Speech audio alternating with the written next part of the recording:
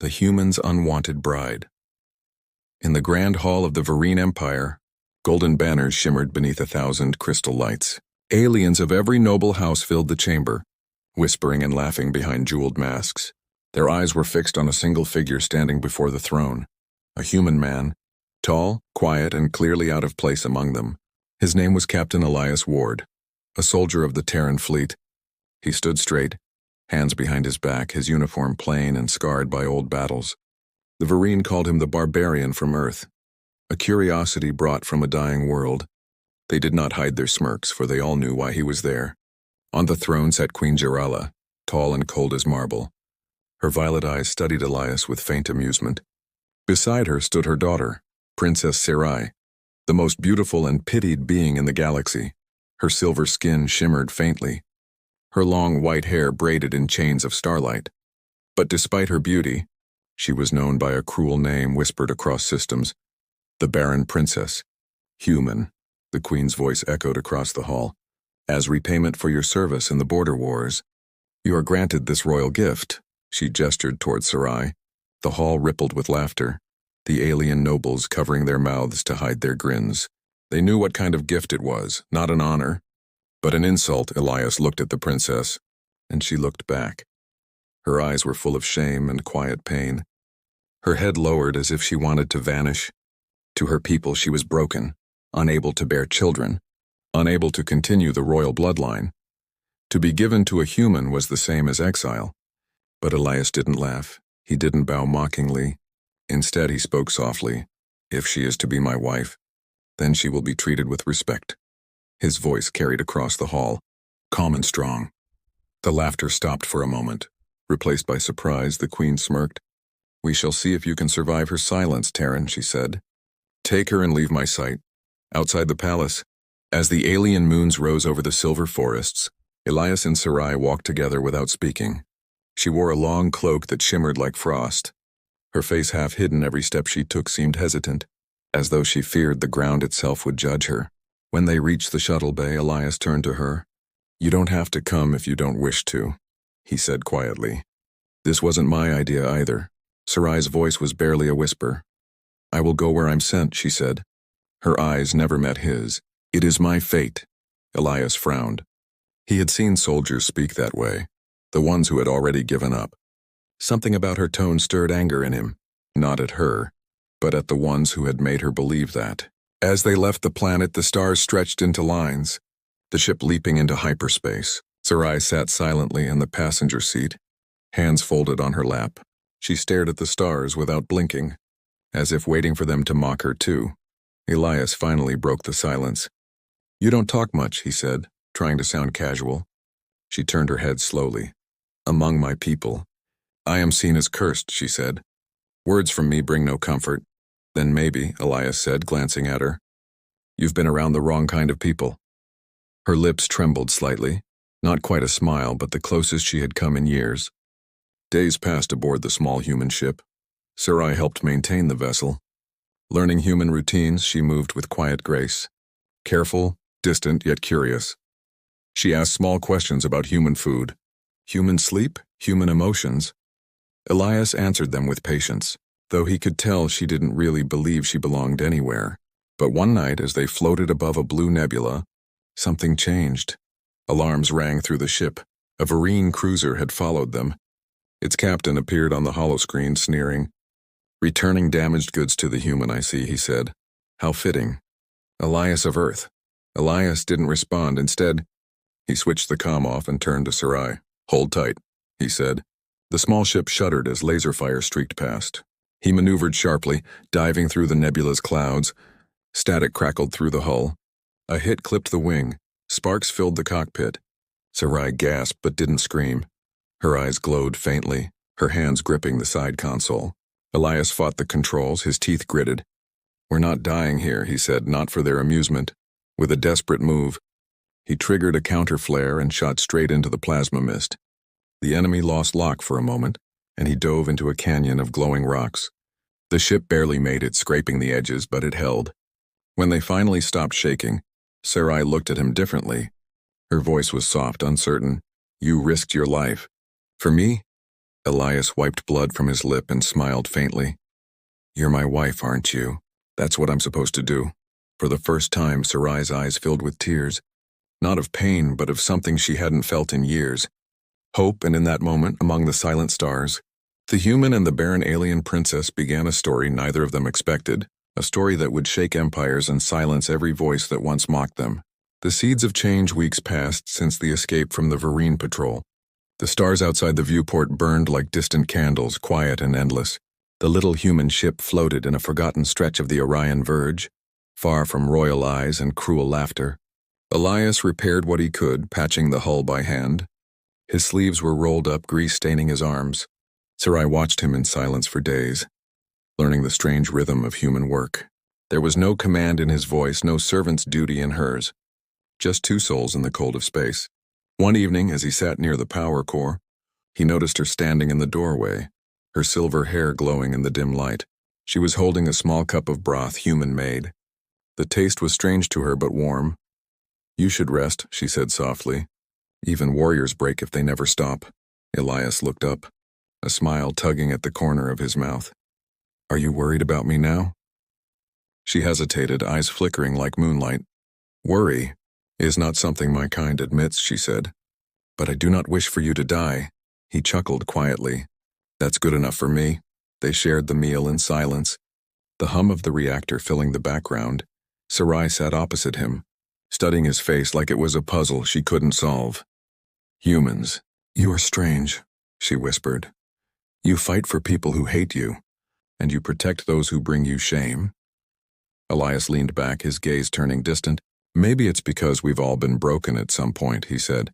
"And when you've been broken, you don't want to see others treated that way." Her hands froze around the cup. Those words reached something deep inside her, a pain she had buried beneath royal silence. For years she had been treated as an empty shell, a curse whispered behind closed doors, but now, this human spoke to her as if she were still whole. Days turned into weeks, and Sarai began to smile more often. Her laughter, quiet and uncertain at first, filled the ship like the sound of wind on glass. She learned to cook human meals, to read from his old Earth books, and to hum songs she didn't understand. Elias watched her grow softer, yet stronger. The sadness in her eyes began to fade, but far across the stars, whispers spread through the Varine court. A royal guard who had been humiliated, assigned to watch Sarai's exile, reported to the queen that the Barren one lived, and with a human, that news stirred the empire like a blade through silk. "She has broken the royal command," said the queen's advisor, his voice cold. "A union with a human is forbidden, especially one that may threaten blood purity." The queen's expression darkened. "Let her live her exile," she said. "The barren one can birth no heirs. Her shame will end with her, but fate, cruel and patient, had other plans one night. Aboard the small human vessel, Sarai woke in pain. Her body trembling, Elias rushed to her side, his heart pounding. "What's wrong?" he asked, voice tight with fear. Her eyes glowed faintly blue, veins of light tracing her skin. "I do not know," she whispered, breath shaking. "My body, it feels alive in ways it never has."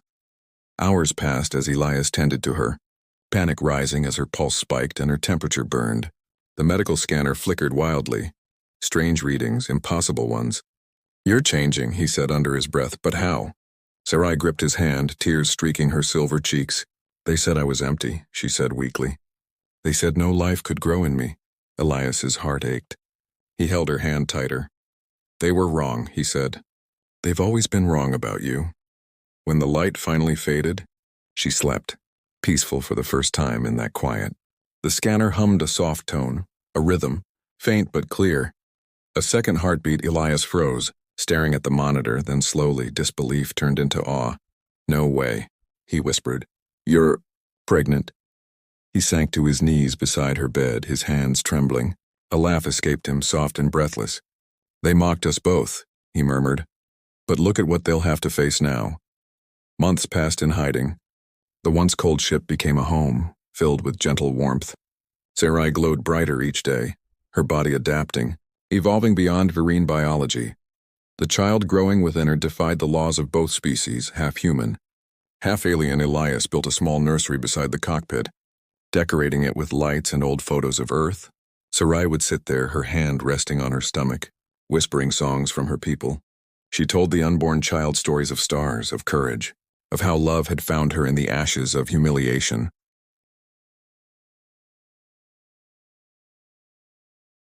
But the galaxy would not stay silent for long. Word reached the queen that the Barren princess carried life. The court erupted in chaos, fear and outrage spreading like wildfire. A half-breed child? They shouted, an abomination. And yet beneath the noise others whispered differently. If it is true, they said, then perhaps the human's blood carries something divine. The queen's advisors urged her to act before the rumor became hope. Fleets were prepared, trackers sent. The order was simple, bring Sarai back, dead or alive. But on a lonely human vessel drifting between suns, the princess rested against Elias's shoulder, unaware that an entire empire was moving against them. Her voice was soft as she whispered, when they find us, will you still stand with me? Elias looked at her, his eyes steady. Always, he said. Even if the whole galaxy stands against us, and outside the viewport, the stars seemed to flicker like watching eyes, as if the universe itself waited to see what would happen next. The queen's wrath. The royal court of the Barren Empire trembled under the weight of a single rumor, one that the queen herself refused to believe at first. But evidence came in fragments, intercepted transmissions, faint medical data, and a recording of the Terran ship's biosignature. The impossible truth was undeniable now. The Barren princess was with child. Queen Jarala stood before the great mirror of her throne chamber, her reflection distorted by its golden light, her jaw tightened, her claws tapping against the railing. The chamber's air shimmered from her rising anger. They mock our bloodline, she hissed. They mock me. Her advisor, a tall and serpentine Barren named Kator, bowed his head. My queen, the court demands action, he said. If the princess's child lives, the purity of the royal blood will be questioned. The nobles already whisper, some call it evolution. Jarala turned sharply, her eyes blazing. Evolution, she spat. This is corruption, human filth infecting our legacy. Her voice echoed through the hall, but beneath the fury, a strange unease gnawed at her heart. The Barren had ruled for centuries, unchallenged, unchanging, and yet, part of her remembered her daughter's eyes, sad, quiet, full of a strength she had never understood. Still, she would not waver. Send the fleet, she ordered. Find them and bring me the abomination. Far away, on a forgotten moon orbiting a dying star, Elias and Sarai had made their home among ruins of an old mining colony. The nights there were cold, the winds thin and sharp, but the silence gave them peace. Sarai stood outside the small shelter Elias had built, her silver hair fluttering in the pale wind. The moonlight made her skin glow like frost. She placed her hand on her belly, feeling the faint rhythm of life within. Do you think they know? She asked quietly. Elias, standing beside her, looked toward the stars. They'll come, he said. They can't stand the idea that you're happy, or that you proved them wrong. Sarai's eyes softened. Then we will show them again. Days turned into weeks. Elias fortified the base with what little tech he had, motion scanners, defense drones, and a cloaking array that hid them from long-range sensors. He spent nights awake, listening to the hum of machines and the sound of her breathing. It gave him purpose, protecting her, protecting the miracle they had made together. But one morning, as the faint sunlight spilled across the broken rocks, the scanners flared red. A shadow loomed over the horizon, and a Barren warship, black and scaled like a serpent, descending through the clouds. Sarai stepped beside him, her hand trembling. They found us. Elias's jaw clenched. Then we make them regret it. The ship landed with a thunderous roar, wind and dust blasting across the valley. Dozens of armored Barren soldiers marched out, plasma rifles gleaming in front of them. Kator stepped forward, his voice amplified. By decree of Queen Jarala, the Princess of Barren is to be taken into custody. The human will be executed for genetic violation. Elias drew his blaster, his expression calm. You'll have to go through me first. The soldiers moved in formation. Fanning out, Sarai stepped forward, glowing faintly, her body radiating strange light. Kator, she said, her voice calm but filled with power.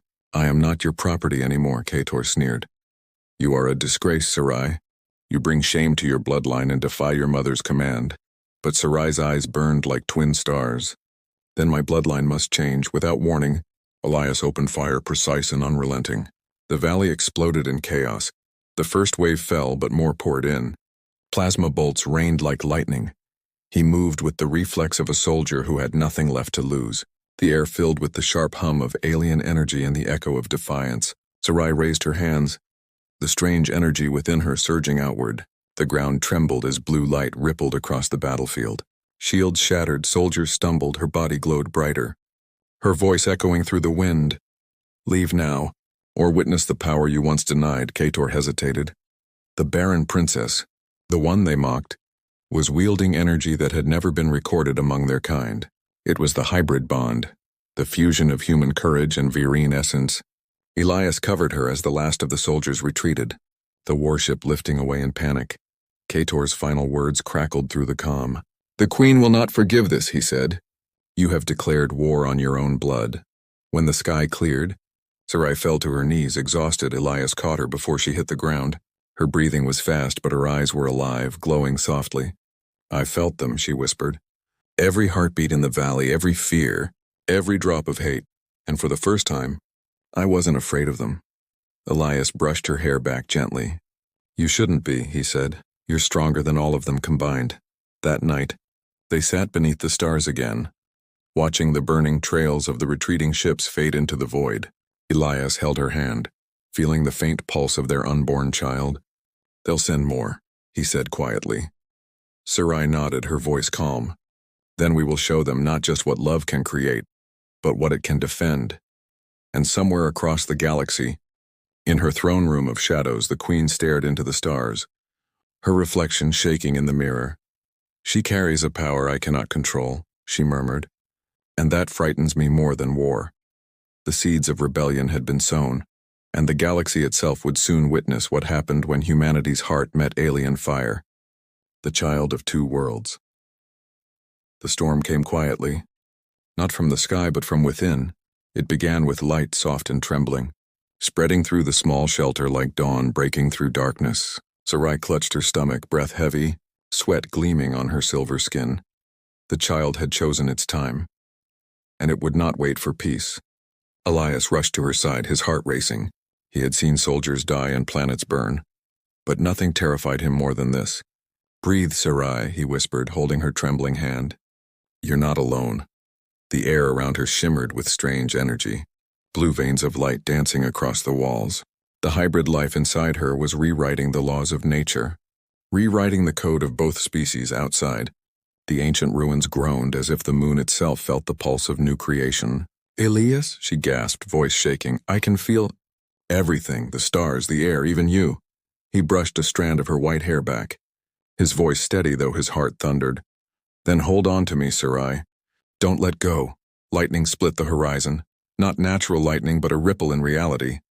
The Virine fleet had arrived, enormous warships descending through the clouds like black dragons. Their engines roared, casting shadows over the valley.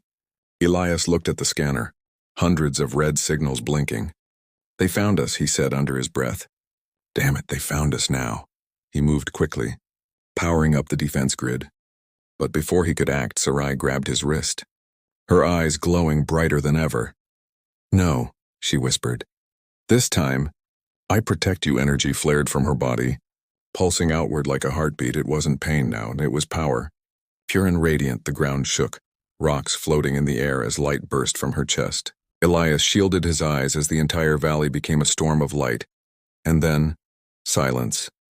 In her arms, the child was born, glowing faintly, breathing softly, its skin shimmering with hues of silver and pale gold. Sarai wept, laughter and tears mingling together.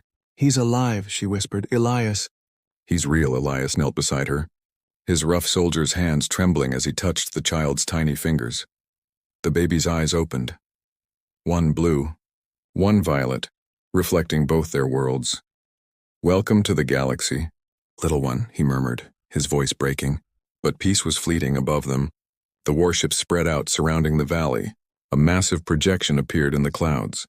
Queen Jarala herself, her face cold and sharp as a blade. "You have defied your blood and your empire," her voice thundered. "Hand over the child and I may grant you a painless death." Sarai rose slowly, the child cradled against her chest. You call him an abomination, she said, her voice echoing through the storm. But he is proof that love is stronger than your fear. Jarala's expression faltered. Only for a heartbeat, you would throw away your crown, your people, your future, for this creature? Sarai smiled faintly. He is our future. The Queen's fleet began to charge weapons, plasma cannons glowing crimson. Elias stood beside Sarai, his hand gripping his rifle. If they fire, he said quietly, we won't stand a chance. Sarai looked at him, then at the sleeping child in her arms. We won't have to, she whispered as the fleet prepared to strike. The baby stirred and the air around them shifted. The child opened his tiny eyes, and a wave of light spread across the valley. Every scanner, every weapon, every targeting system blinked out in an instant. The energy radiating from him wasn't violent, it was life itself. Rewriting metal, silencing death in orbit. Entire ships powered down, drifting helplessly inside command decks. Vereen officers stared at screens gone dark. What is this energy? They shouted, we've lost control. The Queen herself stood frozen, watching the impossible unfold. Her daughter and the human below bathed in light, holding a child that was rewriting the universe itself. For the first time in her life, Jarala felt fear, not of war but of change. The child's energy faded slowly. The light dimming, Sarai cradled him gently, whispering in Vereen, you've already done more than we ever dreamed. Elias looked at the sky, the fleet retreating in panic. The Queen's hologram flickered, then vanished for now. They were safe. He turned to Sarai, his voice low. He's special. She smiled softly, tired but radiant. He's hope. And somewhere deep within the Queen's command ship, Jarala whispered to herself, if this is the future my daughter has created, perhaps the galaxy will never be the same again. The legacy of the hybrid star. Years passed like the slow drift of galaxies. The war that once threatened to consume worlds faded into whispers. The story of the human and the Barren princess became legend, retold in hushed tones among the stars. On a quiet world wrapped in golden forests, Elias and Sarai built a life that defied every expectation. Their home stood among the ruins of an old observatory, rebuilt by human hands in Vereen craftsmanship. It overlooked a sea of light, a place where dawn touched both moon and horizon at once. Their child Arian grew under twin suns. His laughter carried through the valleys like music. His eyes, one blue, one violet, reflected both his parents' souls. From the humans he inherited courage and a boundless heart. From the Vereen, wisdom and a power that pulsed quietly in his veins. By the time Arian could walk, strange things began to happen. Plants bloomed where he stepped. Broken machines flickered back to life. Even the air felt warmer when he smiled. The galaxy had never seen such a being, neither human nor alien. But something new Elias taught him to build. To protect and to forgive, Sarai taught him to listen. To see the patterns of life in everything. Power, she told him gently, means nothing without kindness. But the universe had not forgotten them. The Vereen Queen aged behind her throne, haunted by the memory of her daughter's defiance. In her later years, her pride began to crumble. She watched as factions within her empire began to question her rule. If a hybrid can heal what war destroyed, they whispered, then perhaps our future lies not in purity but in unity. At first, she sent spies to find them, not for war but for understanding. Reports returned that the child was peaceful, radiant, and that wherever he went, life itself seemed to flourish. Villages long forgotten began to prosper again. Diseases vanished, crops grew strong. Even hostile colonies stopped fighting when the boy appeared. The Queen could not ignore it any longer. One evening, beneath the light of her fading moons, she made a decision that no Vereen monarch had ever made. Prepare my vessel, she said quietly. I will go to them myself. When the royal ship appeared in the skies above the golden forest, Elias stood outside the house, blaster slung across his shoulder. Watching it descend, Sarai stepped beside him, her expression calm but unreadable. She came, Elias said. Disbelief in his tone, Sarai nodded. A mother does not forget. Even when her heart is full of pride, the Queen emerged, her once golden armor dulled by time. Her eyes, sharp but heavy with sorrow, met her daughter's. For a moment no words came, Just silence between two generations divided by love and tradition. Then the queen's voice broke softly. You live. Sarai bowed her head slightly. Because I learned to love what you feared. The queen's gaze shifted to Arian, the child standing between them. His small hands glowed faintly. Curiosity in his eyes. Is this him? She whispered. The one the stars now call the hybrid star? Arian smiled shyly and stepped forward.